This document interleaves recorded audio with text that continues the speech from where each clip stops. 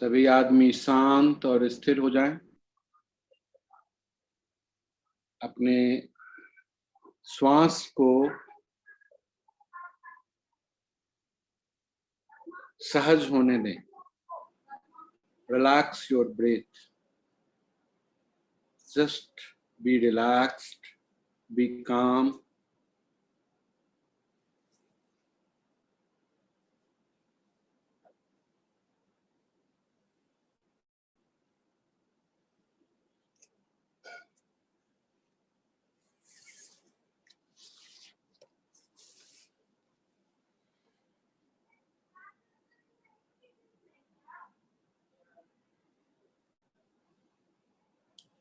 तीन बार धीरे से सांस को छोड़ें।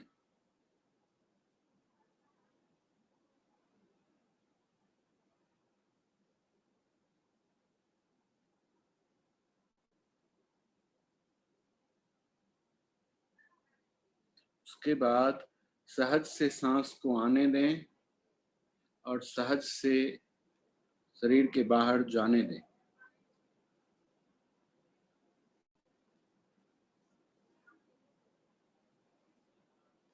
प्रणाम मुद्रा में आए।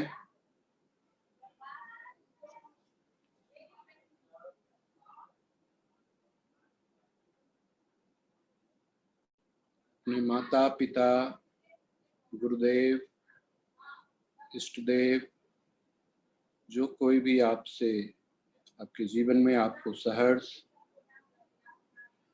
जीवन को उत्कर्ष बनाने के लिए सपोर्ट किया है, सबको आत्मिक नमन करें।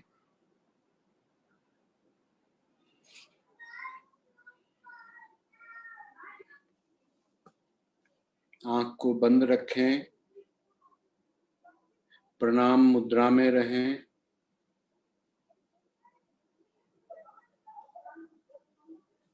ध्यान को हृदय में स्थित करें। अवेयरनेस को bring your awareness to your heart and then listen. अहम ब्रह्म स्वरूपिणी मतः प्रकृति पुरुषात्मकं जगत् शून्यं च शून्यं च अहम आनंदा आनंदो अहम विज्ञान विज्ञाने अहम ब्रह्मा ब्रह्मणि वेदितव्ये अहम पंचभूतानि पंचभूतानि अहम अखिलं जगत् वेदोहम वेदोहम विद्याहम विद्याहम अजाहम न जाहम अधश्चोधर्वं च त्र्यक्वाहम। जय मां, जय मां, जय मां।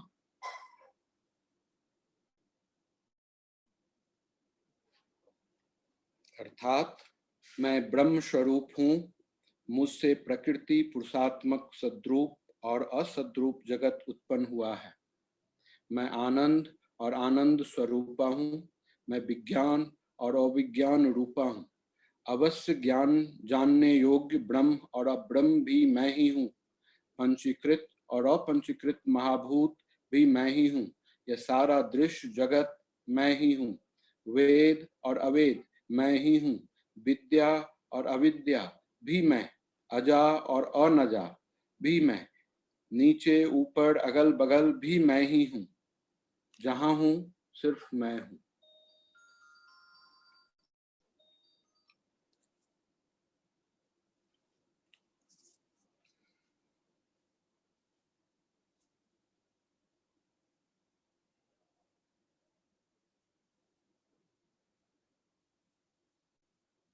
सहज हो जाएं, जस्ट बी रिलैक्स्ड और सुने। आज तक हमने ध्यान की अवस्था तक पहुंचने के लिए बहुत तरह तरह की विधियों और अपनी कैरेक्टर को डेवलप करने के लिए तरह तरह के सिस्टम्स के बारे में जानकारी की। आज मुझे एक प्रश्न आया कि झाजी आप जो क्रिया सिखा रहे हैं उस सब क्रिया में आप कहते हैं कि अपने मन के अंदर ओम करो, ओम जाप करो, रिसाइट करो, 5 बार करो, 7 बार करो, 10 बार करो। ये ओम क्या है? हमने कहा बड़ा सुंदर प्रश्न किया है। आज मैं आपको इस ध्यान की अवस्था में पहुंचने की जो हम लोग अंतर यात्रा कर रहे हैं, उस अंतर यात्रा में आज हम ओम के बारे में आपको बताएंगे।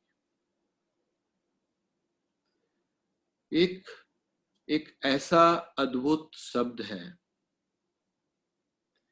जिसको ऐसा कहा जाता है कि ये ब्रह्मांड की सबसे पहली आवाज है।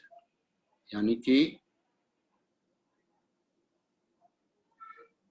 इस ब्रह्मांड में जो पहला आवाज आया, जो उसको आप परम ब्रह्म बोल सकते हैं, सुप्रीम पावर बोल सकते हैं, सुप्रीम कॉन्शियसनेस बोल सकते हैं, भगवान बोल सकते हैं, या जो भी है, उनकी पहली आवाज, उसका नाम ओम है। इसको प्रणव भी कहा जाता है। इसीलिए अगर हम इसको देखते हैं तो ये एक ऐसी शब्द की ध्वनि है जिस ध्वनि से पूरा ब्रह्मांड जनरेट हुआ है, पैदा हुआ है। इवन दो हमारे शरीर के अंदर से भी यही ध्वनि निकलता है। किसी भी बर्तन में अगर आप आवाज कर दें उससे भी वही ध्वनि निकलता है। पेड़ पौधा पशु पक्षी, आप जंगल में शांत से बैठ जाएं तो जो हवा की आवाज होती है, लकड़ियों के आपस में हिलने डुलने की आवाज होती है, वो सारे के सारे आवाज ओम से ही, ओम की ही आवाज होती है। इवन दो आप समुद्र के किनारों में बैठ जाएं और उधर उसमें से जो आवाज पैदा हो रही है लहरों की, वो भी ओम की आवाज है। कहीं शांत निर्वन जहां कुछ भी नहीं है वैसी जगह में बैठ जाएं तो वहां भी आपको साउंड की ही, ओम की ही आवाज सुनाई देती है। इतना ही नहीं, संसार का हर एक चीज जो दिख रहा है, जो दृश्य है, वो और जो अदृश्य है, वो सारे के सारे शब्द का ही, ओम शब्द का ही स्वरूप है। इवन अगर हम अपने हिंदू शास्त्र में जाते हैं, ब्रह्मा विष्णु महेश, ये सब भी शब्द के रूप में है। ये भी तीनों ओम का ही स्वरूप है। अगर आप अपने तीनों क्वालिटी को देखते हैं, तमोगुण रजोगुण शतोगुण, ये तीनों भी ओम ही है ना। तो आप जो भी कुछ देख रहे हैं वो सारा का सारा चीज ओम है। ये इसीलिए बड़ा ही ताकतवर अक्षर है, शब्द है। ये 3 अक्षरों से बना हुआ है, अ उ म। अगर हम तंत्र के हिसाब से देखते हैं तो अ होता है अग्नि, उ होता है चंद्रमा और म होता है सूर्य। यानी कि आपका जीवन सूर्य अग्नि और चंद्रमा के द्वारा निर्मित है, ऐसा तंत्र कहता है। इवन दो जितने भी भगवान हैं उस सब के अंदर सूर्य चंद्रमा और अग्नि ही है। ये सूर्य चंद्रमा और अग्नि इस साउंड के स्वरूप हैं। इसके अंदर से जो साउंड क्रिएट होता है उसके स्वरूप हैं। इसीलिए हमारे दुनिया के अंदर सारी चीज ओम से ही निर्मित है, वो ओम में ही समाहित हो जाता है और ओम में ही डेवलप होता है, ग्रोथ होता है। तो ये बड़ा अद्भुत बात है इस ओम का। इसीलिए हम चाहते हैं कि, इसीलिए हम इसको अपने हर एक प्रैक्टिस में उपलब्ध कराते हैं कि नहीं, आप किसी न किसी तरीके से ओम को अपने मन के अंदर रिसाइट करिए। आपको ये समझ में आनी चाहिए कि अगर हम ओम के शरण में जाएं या ओम को अपने अंतर मन में स्थापित कर लें या ओम को अपने मन के अंदर रिसाइट करते रहें, तो हमारी जितनी भी इच्छाएं हैं वो सारी की सारी इच्छाएं पूरी हो जाएगी। हमारे अंदर जो पशु वृत्ति है वो हट करके देव वृत्ति में कन्वर्ट हो जाएगा अगर हम अपने अंदर ओम का उच्चारण करें। हमारे अंदर उत्साह और साहस, प्रसन्नता और निर्भयता, प्रेम और प्रीति, ये सारा चीज अपने आप डेवलप होने लग जाएगा और अपने आप होने लग जाता है। ठीक है, हम जो ज्ञान का सूक्ष्मतर सूक्ष्म रहस्य है, जो माइन्यूट नॉलेज है, फाइनेस्ट नॉलेज है, उसको भी समझ सकते हैं और अपने आत्मानुभूति को यानी कि सेल्फ रियलाइजेशन भी कर सकते हैं। बड़ी अद्भुत बात है इस ओम के अंदर में। आप ऐसा समझ सकते हैं कि ओम असीम उन्नति का स्रोत है। आप अपने जीवन में जिस तरह का भी उन्नति करना चाहे वो सांसारिक उन्नति हो, चाहे आपकी आर्थिक उन्नति हो, चाहे आपका व्यवसायिक उन्नति हो, या आपका स्पिरिचुअल है ना उन्नति हो, हर एक दृष्टिकोण में ये सभी उन्नति का मुख्य स्रोत है ओम, है ना। बहुत बहुत अद्भुत बात है। पतंजलि योग सूत्र में है तज पस्तर्थ भावनम, यानी कि जब हम ओम को अपने अंदर में रिमाइंड करते हैं, चांट करते हैं, विजुलाइज करते हैं, तो हमारा मन एकाग्र हो जाता है। तो जब मन एकाग्र होगा तो क्या होगा, चित्त का निरोध हो जाएगा, उसकी चित्त की वृत्ति का निरोध हो जाएगा। चित्त की वृत्ति का निरोध होगा तो आप क्या होगा, योग में आ जाएंगे, यानी कि आप ध्यान के लिए तैयार हो जाएंगे, आप ध्यान की अवस्था में प्रवेश करने लग जाएंगे और ध्यानस्थ हो सकते हैं। ये इतनी खूबसूरत चीज है। ओम का दो मतलब होता है। एक मतलब होता है स्वीकार करना, ओम का मतलब होता है स्वीकार करना, एक्सेप्ट। ये बड़ा सुंदर मीनिंग है। अब आप देखिए जीवन के अंदर में अच्छा बुरा, सुख दुख, तकलीफ, ऊंच नीच, कोई भी व्यक्ति खुश नहीं है, कुछ न कुछ उसको चाहिए। जो सुंदर है वो और सुंदर होने के लिए परेशान है, जो कुरूप है वो सुंदर होने के लिए परेशान है, जो अमीर है वो और अमीर होने के लिए परेशान है, जो गरीब है वो अमीर होने के लिए परेशान है। यानी कि परेशान हर एक आदमी है। लेकिन क्या कहता है, जैसे ही आप ओम का अपने अंदर में उच्चारण करने लगे तो स्वतः हर एक चीज आपके जीवन में एक्सेप्ट होने लग जाएगा, स्वीकृत होने लग जाएगा। और जैसे ही आप चीजों को एक्सेप्ट करेंगे तो आपका पार्ट बन जाएगा, और जब वो आपका पार्ट बन जाएगा तो आप उसको अपनी डिजायर के हिसाब से मैनिपुलेट कर सकते हैं। हम सब आदमी गलती यही करते हैं, हम कभी भी चीजों को एक्सेप्ट नहीं करते, हम चीजों के साथ फाइट करते हैं।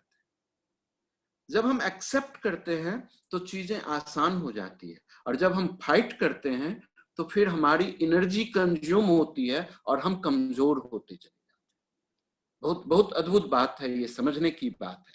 तो इसीलिए ओम का एक मीनिंग होता है स्वीकार करना, और दूसरा मीनिंग है ओम का जो कि सिनोनिम्स है सुप्रीम पावर का, परम ब्रह्म का, है ना। यानी कि आप ऐसा भी कह सकते हैं कि ये परा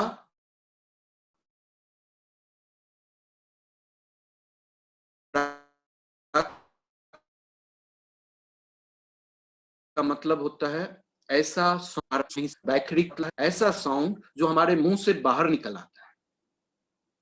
यानी कि परा की अवस्था से बैखड़ी की अवस्था तक की जो जर्नी है वो ओम के द्वारा। देखिए इसीलिए बहुत ही पावरफुल है। वो जितना ही स्पिरिचुअल है उतना ही भौतिक भी है, फिजिकल भी है।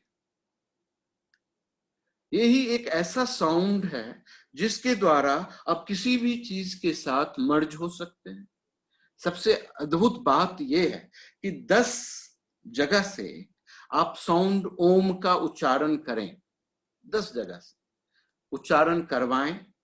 लेकिन आपको एक बड़ी खासियत बात यह लगेगी कि जितने भी साउंड 10 जगह से आ रहे हैं ओम का, वो एक साउंड को ही सपोर्ट करने लग जाते हैं, वो एक दूसरे से डिफरेंट नहीं होती। इतनी मर्जिंग हो जाती है उस साउंड में, इतना बेहतरीन रिजोनेंस पैदा हो जाता है उस साउंड। इसीलिए हमारे हर एक शरीर के हर एक सेल से साउंड निकलता है, और वो ओम का साउंड है। जब हम ओम को माइंड में चांट करते हैं तो सारा का सारा सेल, हमारे माइंड, हमारे बॉडी, सब सोल के साथ मर्ज होने लग जाता है। हम वननेस की स्थिति में बड़ी आसानी से पहुंच जाते हैं, है ना। तो ये दो मीनिंग है ओम का। अब आप ये समझिए कि आज के जीवन में हम लोगों को क्या चाहिए। धन चाहिए, बल चाहिए, विद्या चाहिए, बुद्धि चाहिए। अगर ये चारों चीज चाहिए जीवन के अंतर्गत अपने जीवन को सुचारू ढंग से चलाने के, तो सिंपल प्रोग्रामिंग है कि आप अपने मन के अंदर ओम का ही उच्चारण करें। आप हर एक चीज में ओम को ही देखिए, आप हर एक क्रियाकलाप में ओम को महसूस करिए। आप ओम का उच्चारण करते हुए जो भी धारणा करते हैं वो आपके सामने इमीडिएट प्रकट होता है, बड़ी ताकत पैदा कर देती है। आप ये सब भी कह सकते हैं कि धन, बल, विद्या, बुद्धि, ये सब आसानी से अर्जित हो जाता है। शारीरिक, मानसिक, आर्थिक समृद्धि आ जाती है हमारे अंदर जब हमारे जीवन में कोई भी आशा नहीं हो, यानी कि यू आर टोटली ड्रॉप्ड, चाहे किसी बीमारी से या किसी समस्या के द्वारा। अगर आपको लगता है कि आप अपने जीवन में अब इससे बाहर नहीं निकल सकते, आप टूट चुके हैं, डूब चुके हैं, अब कुछ नहीं हो सकता है, उस अवस्था में अगर आप अपने मन के अंदर सिर्फ ओम को चांट करते हैं, उच्चारण करते हैं, ओम के साथ अपने शरीर को, अपनी आत्मा को, अपने सिस्टम को ओममय कर देते हैं, मर्ज कर देते हैं, तो सॉल्यूशन निश्चित आता है, गारंटेड आता है। असाध्य से असाध्य बीमारी ठीक हो जाती है, कठिन से कठिन समस्या आसानी से हल हो जाता है, बेहतरीन राह अपने आप जीवन के अंदर निकल के आ जाती है, जिससे हम अपने जीवन में आगे बढ़ सकते। इसीलिए ओम को कल्प तरु भी कहा गया है। इसके सामने आपने जो भी रख दिया वो आपका है। ये नहीं देखता है कि अच्छा भक्त है कि बुरा भक्त है, ये नहीं देखता है कि आप नहा धो करके ओम किया है कि बैठ के ओम किया कि सो के ओम किया। In any stage, in any condition, in any place, just allow your mind to recite it. See your things in the Om way. Talk always in Om way. ओम का असली मतलब हाँ भी है। अगर आपको कोई कुछ पूछता है तो आप उसको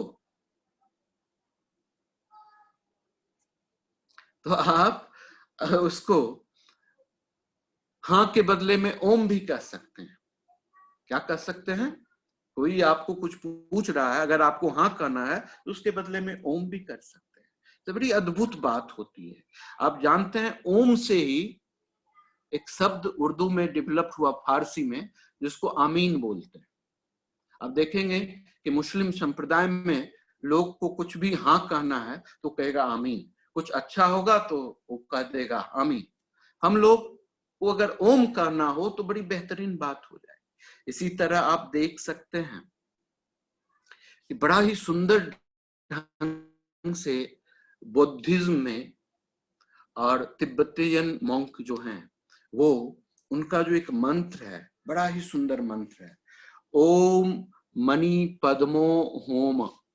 ये मंत्र है ओम मणि पद्मो होम। इसका मतलब है कि हृदय कमल में ओम जो रूप का मणि स्थित है ना। यानी कि हृदय कमल में ओम रूप मणि है, इसका ये मतलब है। तो जब आदमी इस चीज को चांट कर रहा है, तिब्बतियन मॉन्क सब इसको चांट करते रहते हैं, और हम लोगों में भी बहुत आदमी जो बौद्ध धर्म से जुड़े हुए हैं, उनकी प्रवृत्ति, उनकी शिक्षा जिनको पसंद आती है, तो वो लोग भी इस मंत्र को जाप करते हैं कि ओम मणि पद्मोए होम। तो इसका मतलब यही होता है कि आदमी अपने हृदय में ओम को महसूस कर रहा है, यानी कि उसकी चांटिंग हृदय से दिमाग की तरफ जाती है ना, इधर से इधर की तरफ होती है। तो ये बड़ा अद्भुत बात है। इसीलिए ये कल्पतरु है और अद्भुत सिस्टम है हमारे जीवन का, बड़ा ही अद्भुत रहस्य है ओम के साथ। रोग, शोक, भय, ग्लानि, ये सब खत्म कर देता है। न किसी तरह का भय होता, न किसी तरह का ग्रीफ रहता है अंदर में, न किसी तरह का ग्लानि रहती है जो हम अपने आप से मरते रहते हैं, परेशान होते रहते हैं, न किसी भी तरह का रोग हो सकता है। ये ब्यूटिफिकेशन है हमारे ओम का। ये बड़ा अद्भुत बात है कि ये हमारे अंतर के समय का और बाह्य समय का मर्जिंग पॉइंट, यानी कि भूत, भविष्य और वर्तमान, उसको भी ये कंबाइंड कर लेता है। और कंबाइंड करके क्या करता है, आपके इस मोमेंट में आपको स्थिर कर देता है। यानी कि भूत की भी परेशानी और मेमोरी खत्म हो जाती और भविष्य की भी चिंता खत्म हो जाती। आप इस मोमेंट में बड़ा ही आनंद को की उत्सव को महसूस कर सकते हैं। ये क्वालिटी होती है हमारे ओम का। इतना ही नहीं, हमारे ब्रह्म सूत्र में कहा गया है बुद्धिर रथम सुयत, यानी कि ये जो है ओम शब्द, जिससे हमारे अंदर जो बुद्धि होती है वो बड़ा तीक्ष्ण हो जाती है, बहुत शार्प हो जाती है ओम के चांटिंग करने से। तो जब हमारी बुद्धि तीक्ष्ण होगी, शार्प होगी, इंटेलिजेंस, तो इसका बड़ा अद्भुत प्रोग्राम होता है, क्योंकि तीक्ष्ण बुद्धि से ही आप अच्छा कारोबार कर सकते हैं, यानी कि अच्छे धन को अर्जित कर सकते हैं, उसको जन्म दे सकते हैं, है ना। जितनी आपकी बुद्धि तीक्ष्ण होगी उतनी ही आपका धन अर्जित होगा, हर एक तरह का धन अर्जित होगा, और आप बड़ा ही बेहतरीन ढंग से अपने जीवन में अग्रसर होते चले जाएंगे। तो बड़ी अद्भुत बात होती है ये ओम का। हमारे पास यही रीजन होता है जिसकी वजह से हम ओम को अपने हर एक क्रिया में और बहुत ही स्पेशल क्रिया में ओम को जोड़ते हैं, और जिससे कि हमारा सर्वांगीण विकास हो, हमारी कमजोरी दूर हो जाए, हम आत्मिक रूप से काफी स्ट्रांग और मजबूत हो जाए। इसीलिए हम ओम का उच्चारण करते हैं। इसके अलावे हमारे अंदर जो हमारी जो भावनाएं होती हैं, भावनाओं का मतलब होता है जो हमारा इमोशनल पैटर्न है हमारे लाइफ का, हमारे जीवन का, है ना। तो बाय बर्थ, जन्म से ही हमारा सोल, हमारा बॉडी, हमारा mind certain 14 root natures of human being को रोक के रखता है, अपने साथ रखता है, अपने ओरिजिन के साथ पैदा करता है। यानी कि आप सोच सकते हैं कि बच्चा पैदा होते ही रोने लग जाता है। बच्चा अच्छा और बुरा को जब तक उसको आंख में दिखता भी नहीं, अगर कोई बुरी प्रवृत्ति से उसके पास जाता है तो उसकी गोदी में जाने से इनकार कर देता है। बच्चा अपनी माँ को पहचानने लग जाता है, बच्चा को अच्छा बुरा का एहसास होने लग जाता है। कैसे होता है? ये बाहरी ज्ञान से नहीं होता, ये उसके अंदर ये मनोभाव है। बच्चा चुपचाप अपने आप कभी कभी देखते हैं हंसते रहता है, आपको लगेगा कि बच्चा आपकी तरफ देख के हंस रहा। ये क्यों होता? ये हमारे अंदर एग्जिस्टिंग मनोवृत्ति है, यानी कि जो मेजर प्रवृत्ति है जो हमारे अंदर रहता ही रहता है। अब उस प्रवृत्ति में कुछ अच्छी प्रवृत्ति है, कुछ बुरी प्रवृत्ति है। जैसे अभी आपने देखा कि आप कहते हैं कि ज्ञान भी आप हैं, अज्ञान भी आप हैं, अंधकार भी आप हैं, प्रकाश ही आप हैं, यानी कि आपके अंदर गुड और बैड दोनों रहता है। अब बात होती है कि आप गुड के साथ कितना रहते हैं और बैड के साथ कितना रहते हैं। अगर आप गुड के साथ ज्यादा हो जाएंगे तो आप अच्छे आदमी हो जाएंगे, बैड के साथ ज्यादा रह जाएंगे तो आप बुरे आदमी। तो ये क्या ओम क्या करता है कि आपको सारे जो प्रवृत्ति, मूल प्रवृत्ति आपके अंदर जो बुरी मूल प्रवृत्ति है उसको न्यूट्रलाइज कर देती है और आपके अच्छे क्वालिटी को इनिशिएट कर देती है।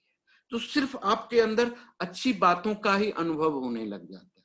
आप अगर रात में लेट सो करके सुबह में 10 बजे तक सोने की आदत है, वो अपने आप छूट जाएगी। आपको किताब पढ़ने का मन नहीं होता है, धर से ध्यान आने लग जाएगा किताब पढ़ने का। मैं तो कहता हूं कि हर एक छोटे बच्चे को भी अगर 5 मिनट ओम की साउंड को सिर्फ सुना दिया जाए सुबह और शाम, आप देखेंगे कि वो बच्चा एकदम से आज्ञाकारी हो जाता है, बहुत ही सुंदर संस्कार को कैरी करने लग जाता है। उसका किसी चीज के प्रति गुस्सा होना, जिद करना, ये सब प्रवृत्ति हट जाती है। तो हम सभी आदमी के अंदर जो मनोवृत्ति है, सांसारिक सिस्टमों के साथ लड़ते झगड़ते बचते हुए, झूठ फरेब दुनियादारी की जो नेचर बन जाती है हमारी, उस नेचर से मुक्त होने के लिए हम ये प्रोग्राम कर देते हैं नोइंगली और अननोइंगली। अभी आपने प्रश्न कर दिया, हमको आज मैसेज आ गया था, तो इसीलिए हमको लगा कि अब बता देना चाहिए कि जब आदमी को चीजों को पता चल जाए तो आदमी उसको बड़ा ही शांति ढंग से अपने जीवन में इम्प्लाई कर सकता है, और जब वो समझ करके इम्प्लाई करेगा तो उसका इम्पैक्ट बड़ा ही सामने में आसानी से दिखता हुआ महसूस होता है। तो जितनी भी प्रवृत्तियां हैं हमारी जो निगेटिव है, वो हमको और पॉजिटिव जो भी है हमको बाय बर्थ मिलता है। ये सोल के इनहेरेंट क्वालिटी के साथ आ जाता है इस शरीर के अंदर, मनोवृत्ति के रूप में, मनोभावना के रूप में। अब हम आपको इस 14 वृत्ति का नाम बताते हैं।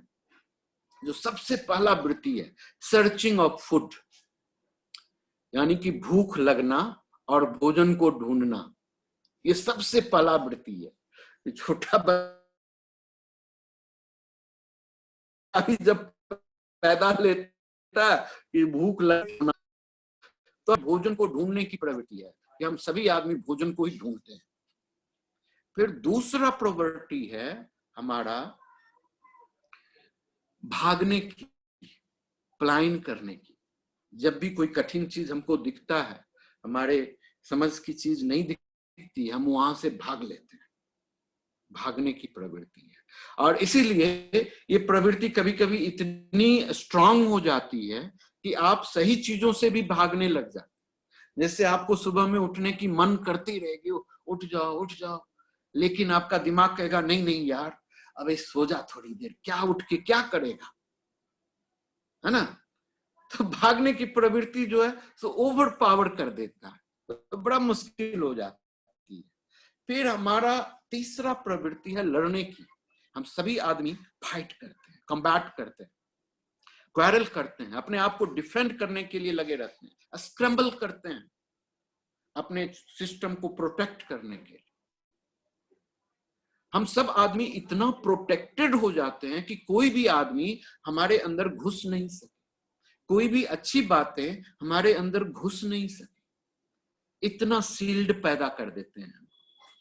और वो सील्ड पैदा होने से हमारी जो लड़ने की प्रवृत्ति है वो बढ़ जाती है। तो जब हम ओम की चांटिंग करते हैं तो सिर्फ अपने आप लड़ने की प्रवृत्ति हट जाती है, आप स्वतंत्र हो जाते हैं, स्वच्छंद हो जाते हैं, पेड़ पौधे हवा धूप इसकी तरह हो जाते हैं, इतना प्रेममय होते हैं कि जो जैसा चाहता है आपसे वो चीज वैसे ही पा लेता है। ना आपको देने में कष्ट होती है, ना लोगों को लेने में कष्ट होती है। लेकिन जब तक लड़ने की प्रवृत्ति होती है तो आदमी आपके पास भी नहीं आता, है ना। बहुत बहुत अद्भुत टाइप की क्वालिटी है। उसके बाद होता है उत्सुकता, ईगरनेस ना, बहुत बहुत ईगरनेस की जो क्वालिटी है बड़ा जबरदस्त है। हम सब आदमी बड़े उत्सुक होते हैं जब तक कोई चीज हमारे सामने कंप्लीटली एक्सपोज नहीं हो जाती, तब तक हमको देखने का मन करते रहता है, पता करने का मन करते रहता है कि ये क्या चीज है, ये क्या चीज है। जैसे एग्जाम्पल के लिए हम आपको समझा सकते हैं कि एक दुल्हन घूंघट में आपके सामने बैठ जाए,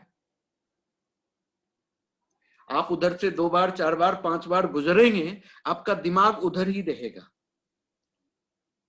है ना।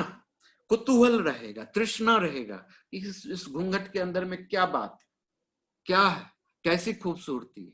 और ये सिर्फ घूंघट की बात नहीं है, आप आसपास कोई भी अनयूजुअल चीज देखते हैं जो हिडन है, जो आपके लिए एक्सपोज नहीं है, तो आपकी जिज्ञासा जरूर पैदा हो जाती है कि व्हाट इज दिस, क्या हो रहा है ये, इसको पता करने की, है ना। तो ये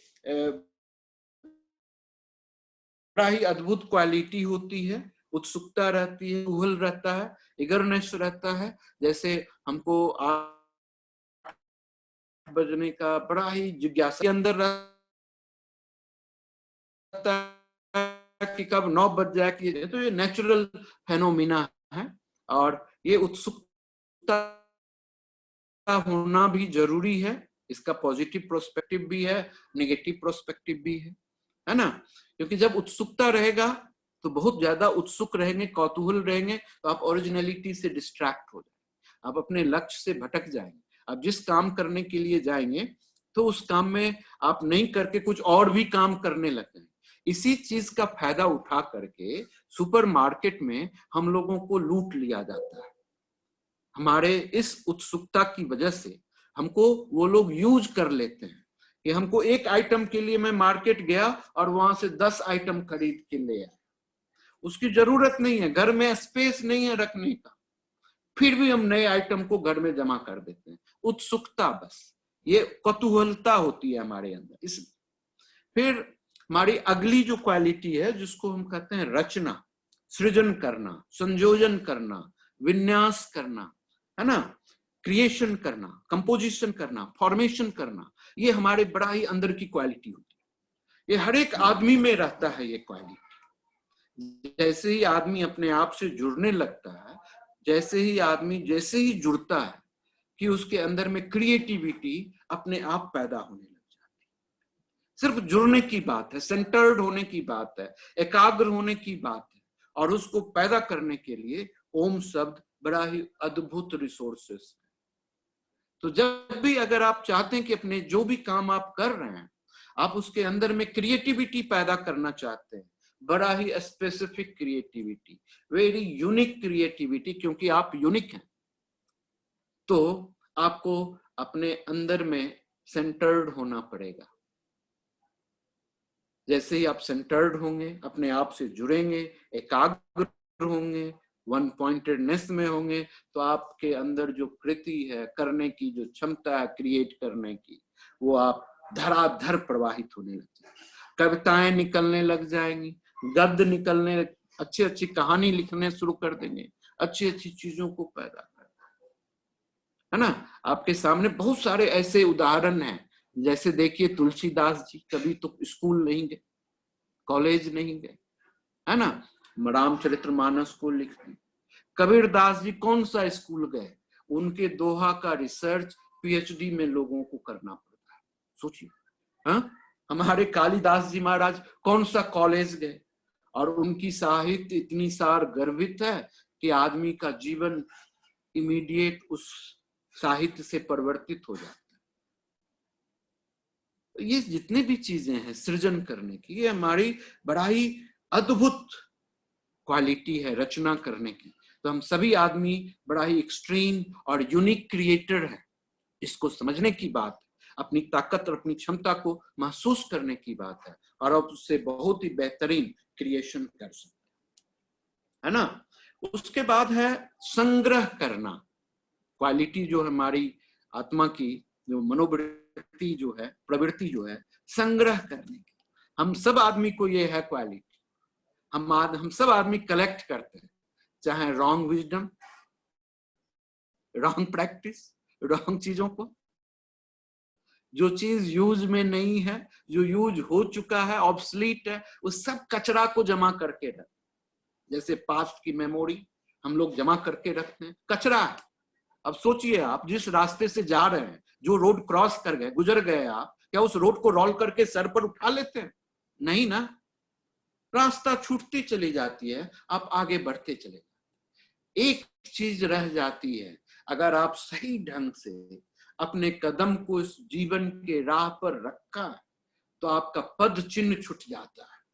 वो पद चिन्ह दूसरों के लिए लेसन बन जाता है, दूसरों के लिए एक राह बन जाता है, एक विजडम बन जाता है। लेकिन क्या आप कभी सोचते हैं कि आप जीवन में ऐसा कार्य करते हैं कि आपके पद चिन्ह को कोई फॉलो कर सके, महसूस कर सके, देख सके, उस पर विचार कर सके?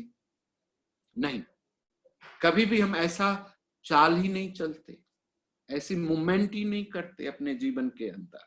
केवल संग्रह करते हैं उल्टा सीधा चीजों, है ना।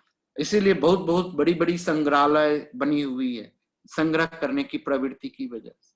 हम भी अपने घर में बड़ा ही एंटीक वेंटिक चीजों को जमा कर देते हैं, छोटा मोटा जो भी घर के अंदर, है ना। उसको उसकी ओरिजिनलिटी में रहने नहीं देते, तरह तरह की चीजों को, इवन दो जो पानी का बोतल पीते हैं उसको भी जमा करके रख लेते हैं कि काम में देगा। दवाई का बोतल खत्म हो गया उसको भी रख लेते हैं कि काम में देगा। पुराने किताब, दिस दैट सब जमा करते जाते हैं कि काम में देगा, फ्यूचर में इसका काम आएगा।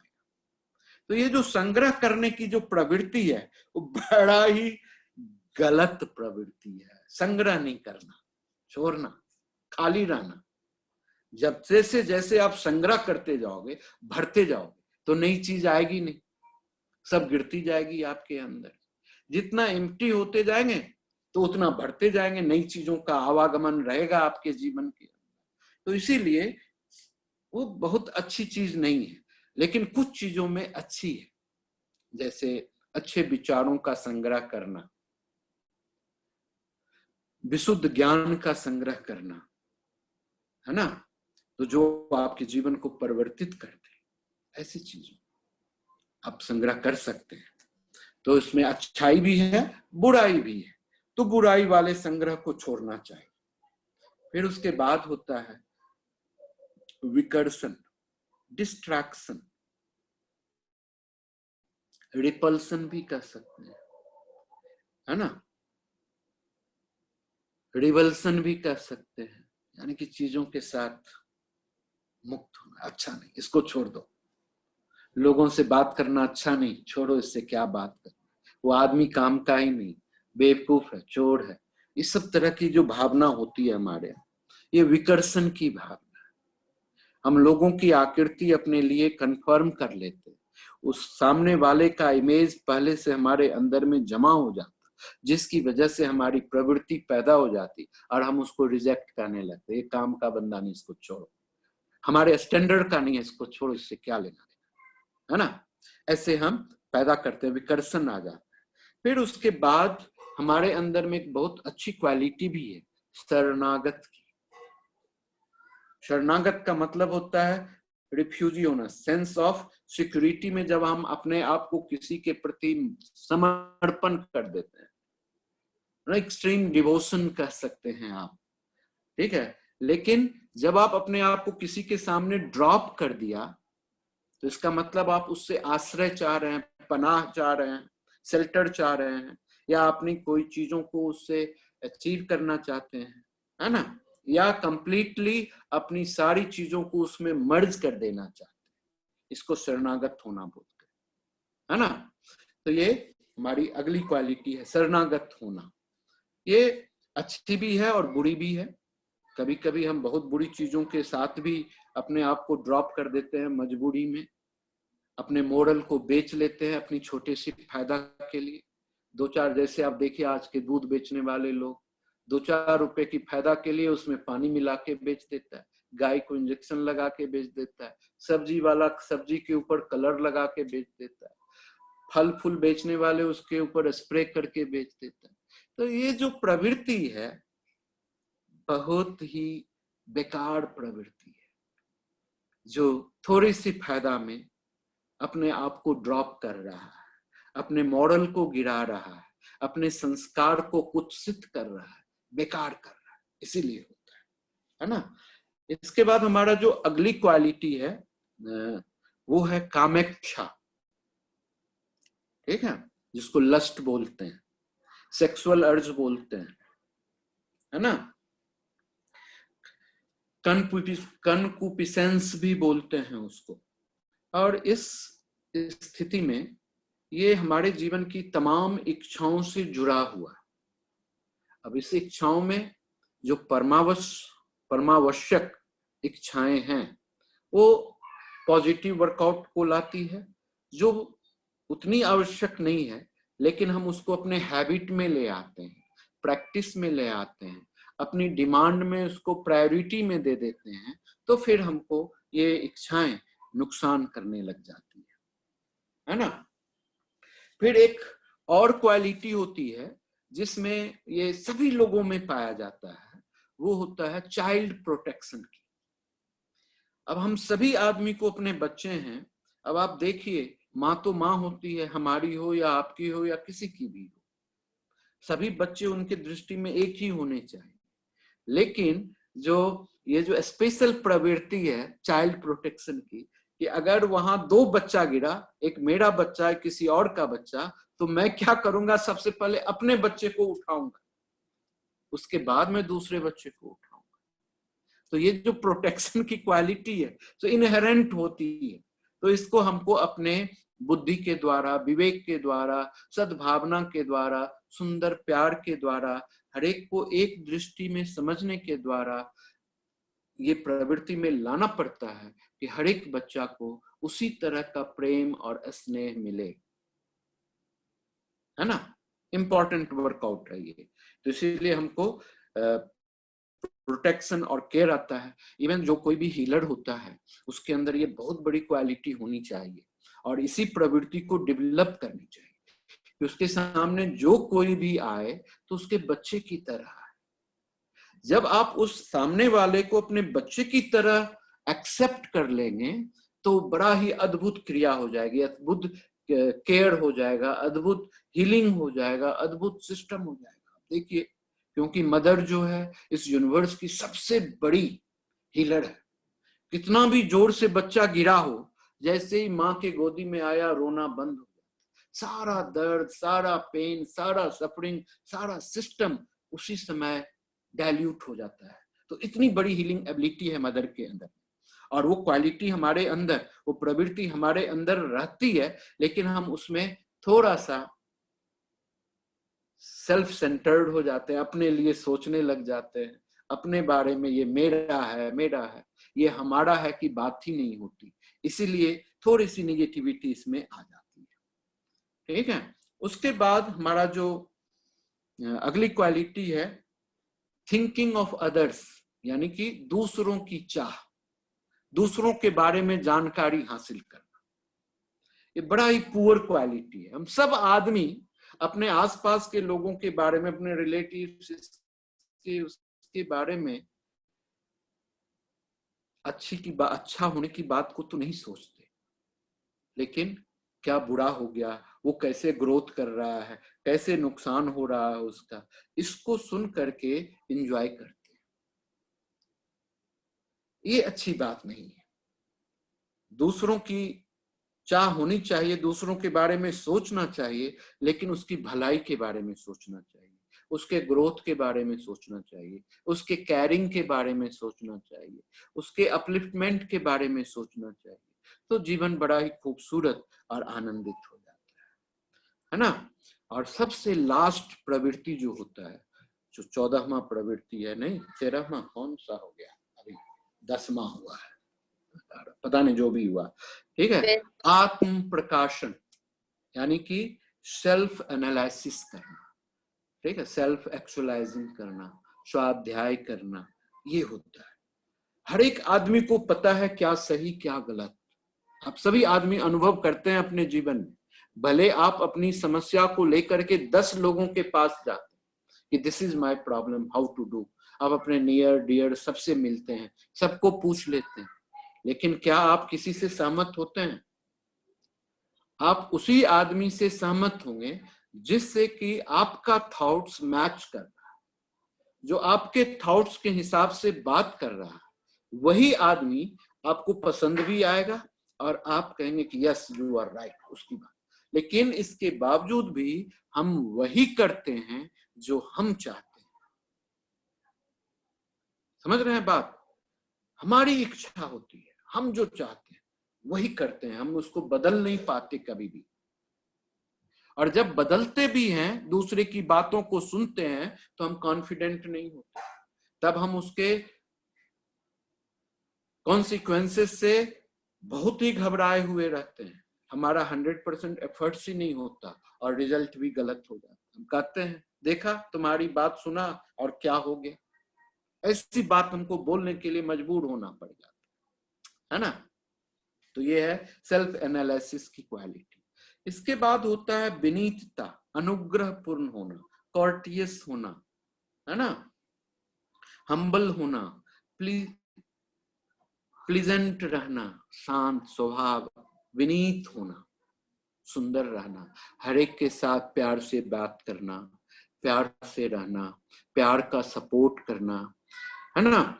हम लोग देखते हैं नौकर है, चाकर है, रिक्शा ड्राइवर है, टैक्सी ड्राइवर है, जो लोग बहुत ज्यादा अपलिफ्टेड नहीं है, ज्ञानी नहीं है, नॉलेज का कमी है, उनका एक अपना स्टेटस है, उनका अपने काम करने का तरीका है, तो उनको हम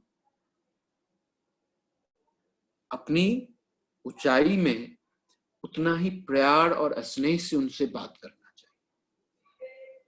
हम उसके साथ लड़ना नहीं चाहिए, हमको उनके साथ अपशब्द का उपयोग नहीं करना चाहिए, हमको उनको गाली गलौज नहीं करना चाहिए, उनको प्रताड़ित नहीं करना चाहिए, अपमानित नहीं करना चाहिए। ये हम देखते हैं कि लोग कैसे रोड पर लड़ जाते हैं, ऑटो वाले से लड़ाई कर रहे होते हैं, टैक्सी वाले से लड़ाई कर रहे होते हैं, वो उस योग्य नहीं है, ड्राइवर को उल्टा सीधा बोल देते हैं, घर में काम करने वाला पोछा लगाने वाले को उल्टा सीधा बोल देते हैं। ऐसा अच्छा नहीं, हमेशा विनीत रहना चाहिए, हम्बल रहना चाहिए, विनम्र रहना चाहिए। आपकी शब्द ऐसे होनी चाहिए कि उसके बिखरते हुए शब्द को, जीवन को संयोजित कर दे, वो जोर से उस काम को करना शुरू कर दे, आत्मिक होकर के काम करना सर, उसको जीवन में हमेशा याद रहे कि आप जैसा किसी व्यक्तित्व और आत्मिक स्नेह वाले व्यक्ति से वो मिला है, ऐसे शब्द का प्रयोग करना चाहिए। क्या हम सब इस चीज का अभ्यास कर सकेंगे? क्या हम अपने रिएक्शंस को अपने कॉन्शियस सिस्टम के साथ ब्लॉक कर सकेंगे, डाइल्यूट कर सकेंगे, डाइवर्ट कर सकेंगे? अगर नहीं कर पाते हैं तो सुंदर सा उपचार तो है ही, हमने आपको बता ही दिया है कि ओमकार करना चाहिए, है ना। फिर उसके बाद सबसे लास्ट जो क्वालिटी होती है, जो 14वां क्वालिटी है, प्रवृत्ति है, वो है हंसने की। बच्चा बिना मतलब का भी हंसते रहता है और हम लोग खुश होते, देखो हमको देख करके हंस रहा है। तो ये हंसना एक ऐसी चीज है कि आप हंसे तो दूसरा भी हंसेगा, है ना। बहुत अद्भुत चीज है, आप किसी को देख करके हंस दीजिए, कितना भी क्रुद्ध में रहेगा वो हंसने लग जाएगा, उसको भी हंसी आ जाएगी। ये अद्भुत क्वालिटी, अद्भुत प्रवृत्ति है हमारे सोल की, हमारे सिस्टम की, और ये मूल प्रवृत्ति है, बाय बर्थ आती है, ये एक्सटर्नली डेवलप नहीं होता। हम लोग आजकल हंसने को एक्सटर्नली डेवलप कर रहे हैं, टीवी के ऊपर में मजाक करने वाला शो देखते हैं जो इतना अपभ्रंश शब्दों का उपयोग करता है, लोगों को इतना डिमोरलाइज कर देता है, उसमें क्या हंसना। हम लोग हंसते हैं इसी तरह से, लोग जब गिर जाते हैं तो उठाने के बदले हमको हंसी आ जाती है। चलते चलते कोई गिर गया तो उसको उठाने के बजाय हम हंसते हैं, कैसा बेवकूफ आदमी है, देख के नहीं चलता। ये प्रवृत्ति आ जाती, तो ये अच्छी प्रवृत्ति नहीं है, इस प्रवृत्ति को सुधारने की आवश्यकता है। हमको दूसरे की कमजोरी पर नहीं हंसना चाहिए, वो हम इंटेलिजेंट से हंसते हैं, नहीं, बहुत तरह की हंसी है हमारे पास। इंटेलेक्चुअल स्माइल जो है वो लोगों को नीचा दिखाने के लिए हंसते हैं हम, लोगों को अपमानित करने के लिए भी हम हंसते हैं, लोगों को हर्ट करने के लिए भी हम हंसते हैं, लेकिन ऐसी हंसी जरूरत नहीं, ये इनहेरेंट नहीं है। जो इनहेरेंट हंसी है वो ग्रोथ कराती है, शांति पैदा कराती है, दर्द को मिटा देती है, दुख को हटा देती है, स्ट्रगल को मुक्त कर देती है। ये फायदा है, ये इटर्नल स्माइल है। जब आपके अंदर वो पैदा हो तो वो छुआछूत की तरह सबको फैलने लग जाएगी कोरोना की तरह। जो भी फंसा वो फंसा, जिसको भी छुआ उसको भी हुआ।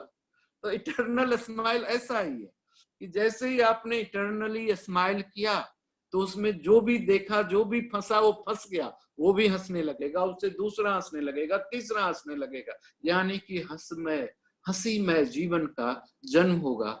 जिस समय आप इस इटर्नल स्माइल के साथ होते हैं तो आपके जीवन की कोई भी तकलीफ आपके पास नहीं, ना ही कोई पेन होता है, ना ही कोई दर्द होता है, ना ही कोई दुख होता है। आप असीम रिसोर्सेस के साथ जागृत है ना। समझ में आ गई बात? Very nice. अब हम आपको एक बहुत ही सुंदर क्रिया सिखाएंगे आज। वो क्रिया है आकर्षण का, ठीक है। तो उस आकर्षण मुद्रा बताएंगे और उस मुद्रा को करने के बाद आपको आज भी, क्योंकि ओम जो है तो सारे गुड क्वालिटी को अट्रैक्ट करके हमारे अंदर डेवलप कर देती है ना। तो हमारी सुंदर सी प्रक्रिया में आज हम लोग 10-15 मिनट सुंदर सा क्रिया करेंगे, ध्यान की ओर अग्रसर होंगे, अपनी अंतर यात्रा को डेवलप करेंगे। और उसके लिए एक सुंदर सा मुद्रा है। देखिए, ये दोनों को ऐसे नजदीक में लाना है और ये उंगली को ऐसे थोड़ा सा इस दोनों को मोड़ लेना है। दिख रहा है आपको अच्छे ढंग से?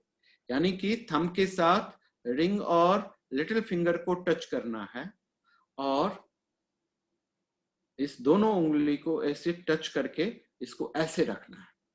तो ये जो मुद्रा है हमारी, इस मुद्रा को बोलते हैं सर्व आकर्षणी मुद्रा, है ना। अब ये किसी भी चीज को अट्रैक्ट कर सकता है। जिस आदमी को धन चाहिए वो धन को अट्रैक्ट कर लेगा इस मुद्रा से। जिस आदमी को स्वास्थ्य चाहिए वो स्वास्थ्य को अट्रैक्ट कर लेगा। जिस आदमी को प्रेमिका चाहिए वो लवर को अट्रैक्ट कर लेगा, है ना। जिस किसी आदमी की शादी नहीं हो रही है उसको ढूंढ रहा है पत्नी को, तो पत्नी आने लग जाएगी उसके जीवन में। मैंने जो भी चाहिए ABCD आपकी डिजायर है, आपकी इच्छा है, आपकी प्रबुद्धता है कि आज के समय में आपको अपने बेहतरीन जिंदगी के लिए क्या चाहिए। जो चाहिए उसको कंफर्म करिए अपने कॉन्शियस माइंड में कि आई नीड दिस। तो वो आपका धारणा बन जाएगा, ऑब्जेक्ट बन जाएगा। अब उस ऑब्जेक्ट को मन के अंदर रख करके अब वहां से उस ऑब्जेक्ट की तरफ ओम को डालिए, पहुंचाइए। सांस लेते हुए आप महसूस करिए कि आपके ऑब्जेक्ट के पास वो ओम पहुंच रहा है और फिर वो ओम के साथ ही ऑब्जेक्ट आपके पास आ रहा है। ये धारणा हो गया। ऐसे करना होता है। जो भी चाहिए आपको ABCD, बस ये मुद्रा दिखाना है। ये मुद्रा आपको कॉन्साइंस के साथ जोड़ देगा, आपको यूनिवर्स के साथ जोड़ देगा, आपको कैलेस्टियल विजडम के साथ जोड़ देगा, राइट, ब्रह्मांड की बुद्धिमत्ता के साथ जोड़ देगा और आपको अपने साथ जोड़ देगा। तो जो भी चाहिए वो चीज स्वतः आपके पास आना शुरू हो जाए। तो इस मुद्रा को आपको अपने नेवल के पास रखना है, क्योंकि ये नेवल ही हमारा ऐसा रिसोर्सेस है जो चीजों को आदान प्रदान करने में, हमारे ग्रोथ करने में सहायक। देखिए, यहीं से हमारा सोर्स ब्रह्म से जुड़ता है, हमारी माँ से जुड़ता है, जिससे हमारे जीवन की सारी रिसोर्सेस हमारे अंदर आ जाती है। हम उसको ग्रोथ कर पाते हैं, डेवलप कर पाते हैं। हम एक फाइनेस्ट सेल से आज अनकाउंटेड सेल्स का मालिक बन जाते हैं।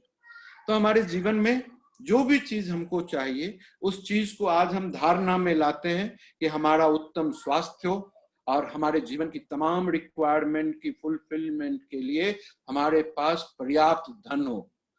यानी कि आप ऐसा भी कर सकते हैं, साईं इतना दीजिए जामे कुटुंब समाए, मैं भी भूखा ना रहूं साधु न भूखा जाए। ये भी कर सकते हैं अपनी धारणा के अंदर। आप इसको भी धारणा में ला सकते हैं कि वसुधैव कुटुंबकम वाली बात, कि पूरा ब्रह्मांड में हम सबको खिला सके, पूरी धरती पर जो भी लोग हो उसको भोजन पहुंचा सके, इतनी धन और ऐश्वर्य हमको दे। जो भी इच्छा आप मांग सकते हैं, आप डिमांड कर सकते हैं, आप अपने अंदर फोकस्ड कर सकते हैं। तो इस मुद्रा को रखें, आंख को बंद कर लें, सीधा बैठ जाएं। देखिए ऐसा ये पोजीशन है मुद्रा का, नाभि के पास इसको रखना है ना। आंख को बंद करना है, जोर से अपने सांस को छोड़ना है 3 बार।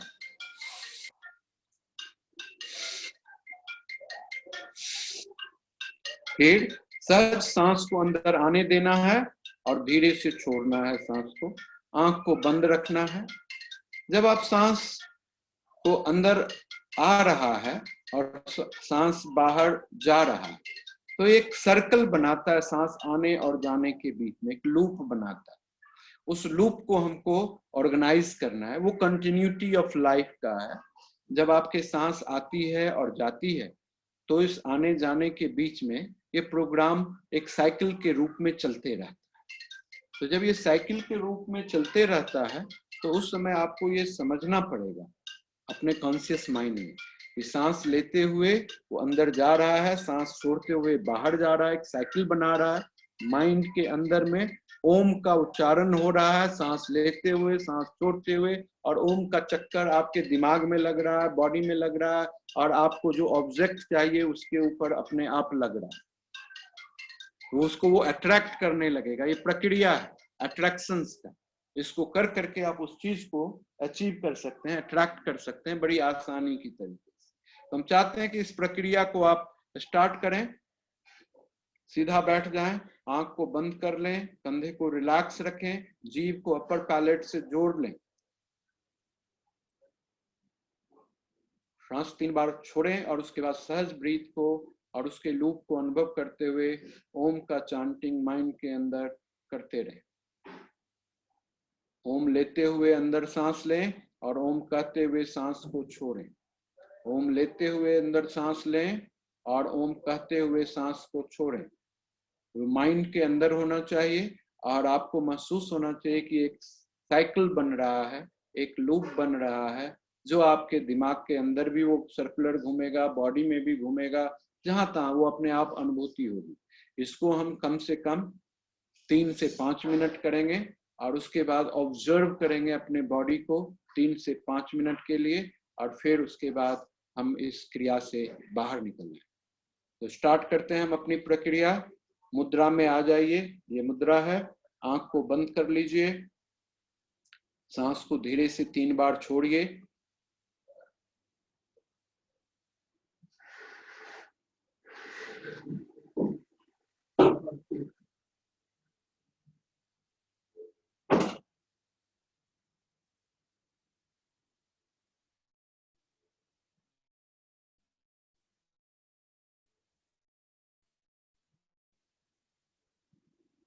कोई भी फोर्स नहीं लगाएं।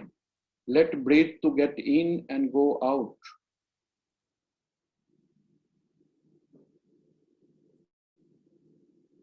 चेहरे पर मुस्कुराहट रखें और अपने टंग को अपर पैलेट से जोड़ के रखें।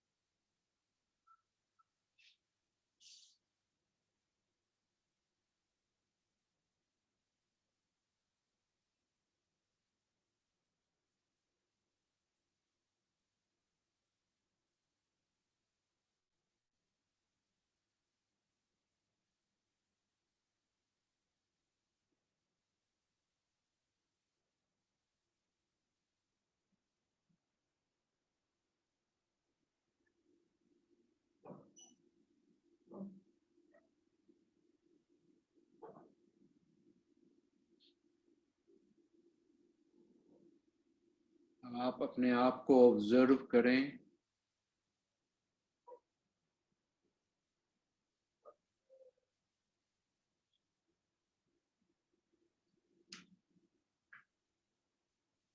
Just be aware of yourself. Be with your breath. Just witness. Don't do anything.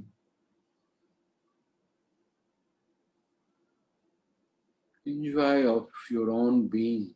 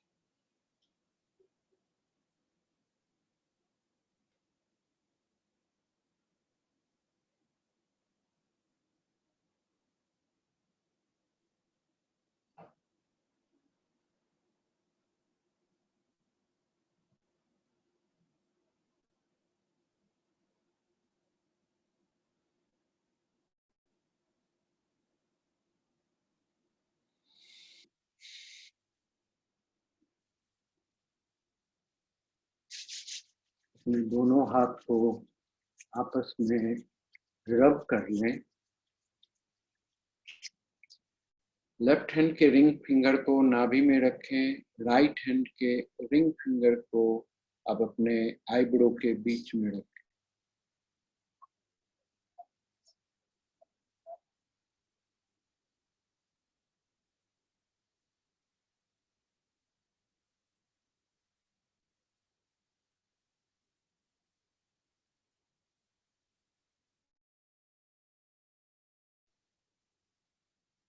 फिर दोनों हाथ को रब कर लें। दोनों हाथ को अपने चेस्ट के ऊपर इस तरह से रखें कि आपका मिडिल फिंगर एक दूसरे को टच करे।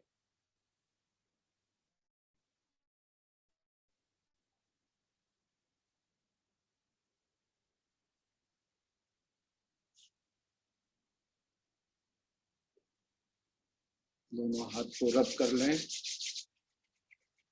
अपने आंख के ऊपर हाथ को रखें। धीरे से आंख को खोलें। अपने बॉडी को ट्विस्ट करें, राइट एंड लेफ्ट।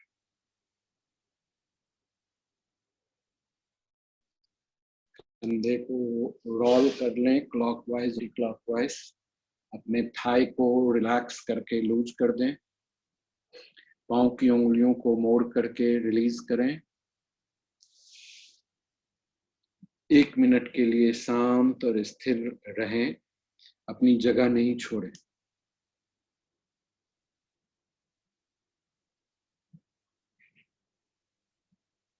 मुझे उम्मीद है आपको ये अपना छोटा सा क्रिया और जो छोटी सी जानकारी हमने आपको ओम के संदर्भ में बताया, आपको पसंद आई होगी। आपको आपके जीवन में ये हर एक दृष्टिकोण से सहयोगी हो सके, इसी की हम शुभकामना करते हैं कि हर एक आदमी कुछ न कुछ चीज़ों को चाहिए, कुछ न कुछ चीज़ों को अनुभव करना चाहिए, और उसके लिए लोग अपना प्रयत्न, अपना एफर्ट्स लगाते रहता है।